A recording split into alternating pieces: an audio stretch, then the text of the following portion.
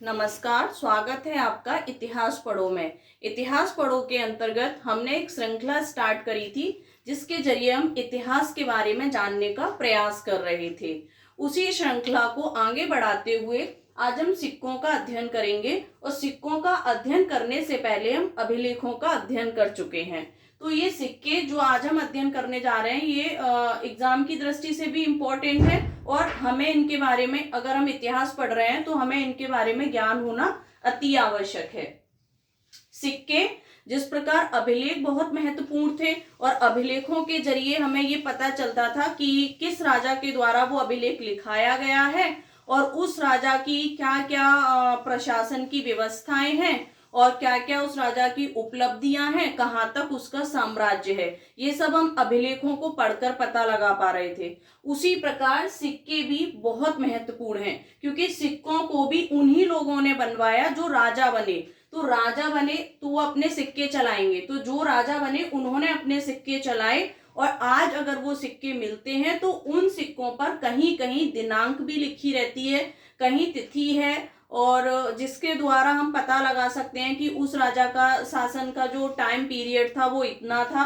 और कहीं कुछ सिक्के ऐसे भी मिले हैं जिन पर कोई तिथि नहीं है, किसी प्रकार का कोई दिनांक नहीं लिखा हुआ, केवल कुछ चिन्ह हैं। तो उन चिन्हों के माध्यम से भी हम बहुत सारी बातें पता लगा सकते हैं। तो आज हम सिक्कों को पढ़ेंगे और सिक्कों के अंतर्गत हम दोनों प्रकार के सिक्के पढ़ेंगे जिन पर तिथि अंकित है और जिन पर तिथियां नहीं है। केवल कुछ पहचान के लिए, कुछ मोहर जैसा बनाने के लिए उन पर आकृतियां बनाई गई हैं, चिन्ह बनाए गए हैं। उन्हीं सिक्कों में सबसे पहले जो एक सिक्का आएगा वो आहत सिक्का आएगा। लेकिन उससे पहले हम जान लेते हैं कि जो सिक्कों के मुद्रा शास्त्र के जो जनक हैं, जिन्होंने व्यवस्थित रूप से इन सिक्कों को आज हम अध्ययन कर पा रहे हैं, मैं और आप सिक्कों के बारे में जो सीरीज में जान पा रहे हैं, उनका श्रेय पूरा जेम्स प्रिंसप को है। तो ये एग्जाम में आता है कि भारतीय मुद्रा शास्त्र के जनक कौन है और ऑब्जेक्टिव टाइप के प्रश्न में ये 3-4 ऑप्शन दिए जाएंगे, तो उसमें हमें याद रखना होगा कि जेम्स प्रिंसिप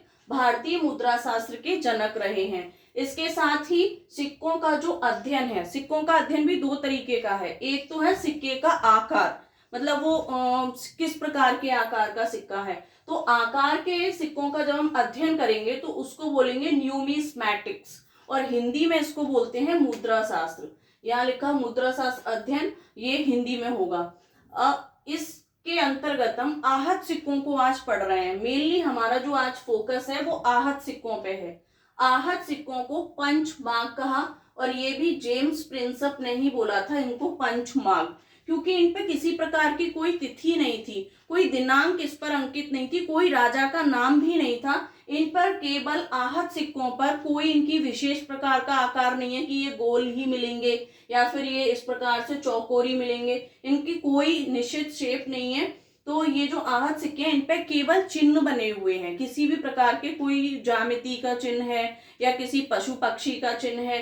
तो जिस राजा ने अपना जो चिन्ह बनवाया वो आहत सिक्कों पर अंकित है, यानी कि आहत सिक्कों पर कोई भी, अगर इंपॉर्टेंट देखा जाए आहत सिक्कों की पहचान, तो इन पर पहले तो कोई तिथि नहीं है, किसी भी प्रकार की कोई तिथि इन पर अंकित नहीं है। अंकित है तो सिर्फ इन पर चिन्ह है।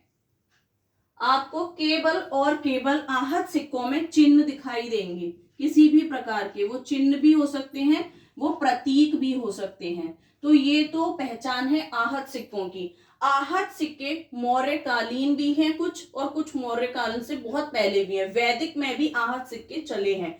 तो आहत सिक्कों को पुराण और धरण के नाम से भी जाना जाता है। ये बहुत ही इतना जो मैंने लिखा है पुराण पण कारसा पण, ये तो बहुत पेपर की दृष्टि से बहुत ही इंपॉर्टेंट है। तो पुराण और धरण इनको मनुस्मृति में कहा गया है, ऐसा क्वेश्चन आ सकता है, इसलिए मैंने इसको यहाँ अलग से लिखा है। तो मनुस्मृति में पुराण और धरण किनको कहा गया? आहत सिक्कों को। इसी प्रकार पण कहा कौटिल्य ने।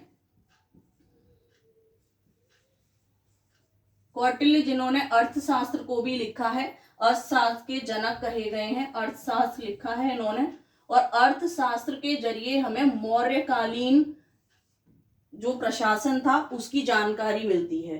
तो कौटिल्य ने पण बोला है, किनको? आहत सिक्कों को। उसी प्रकार जो कारशापण है, कारशापण पढ़नी ने कहा है। पढ़नी आहत सिक्कों को कारशापण कहते हैं।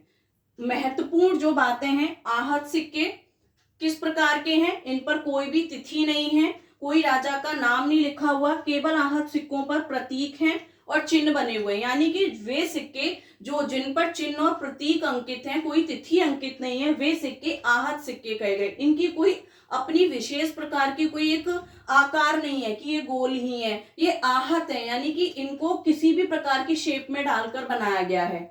इन आहत सिक्कों को कहीं कहीं पुराण और धरण कहा जा रहा है, मनुस्मृति के अंतर्गत पण कहा जा रहा है, कौटिल्य ने कहा है पण, और अर्थशास्त्र में कारशापण इनको पढ़नी ने कहा है। तो इस प्रकार के जो सिक्के हैं ये आहत सिक्के हैं। ये तो था आहत सिक्कों से जुड़ी महत्वपूर्ण बातें, और भी जो एग्जाम की दृष्टि से आ सकती हैं सिक्कों के बारे में, उसे मैं बताती हूँ आपको अगली सीरीज में। नमस्कार।